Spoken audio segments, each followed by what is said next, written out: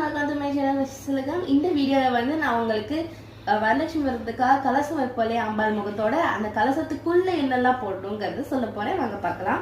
So first நம்ம கலசத்துல வந்து இந்த மாதிரி மஞ்சள் கயிறு கட்டி எடுத்துக்கணும். இந்த மஞ்சள் கயிறு கட்டின கலசத்துல பச்சரிசி வந்து பாதி வரைக்கும், அது பாதி நிறைய வரைக்கும் நம்ம வந்து பச்சரிசி போடணும்.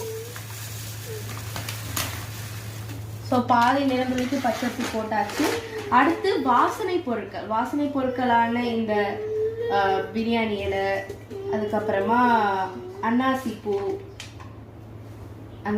போட போகிறோம். அப்புறமா ஜாதிக்காய்னு சொல்கிற நட்மேக் அது உள்ள போட போகிறோம். அதுக்கப்புறமா ஏலக்காய் எப்போவுமே மகாலட்சுமிக்கு பிடிச்ச ரொம்ப பிடிச்ச வாசனை பொருள்னா ஏலக்காய் தான்.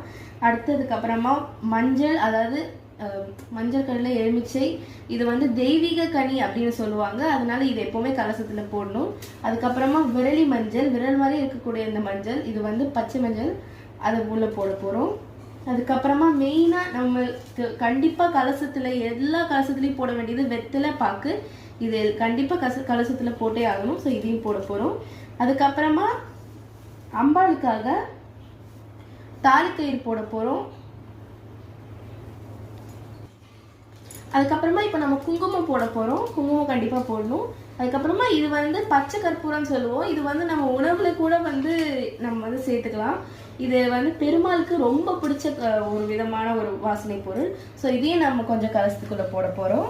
அதுக்கப்புறமா இது என்னென்னா கமல் கட்டா சீட்னு சொல்லுவாங்க, அதாவது தாமரை விதைகள் நல்லா ட்ரை பண்ணி எடுத்திருக்காங்க. இது மகாலட்சுமி தாமரை மேல் அமர்ந்திருப்பதால் நம்ம வந்து தாமரை விதையை ஆட் பண்ணிக்கிறோம். ஸோ இதையும் கலசத்துக்குள்ளே போட்டுக்கலாம்.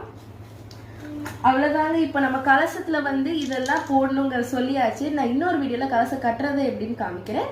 பாய்.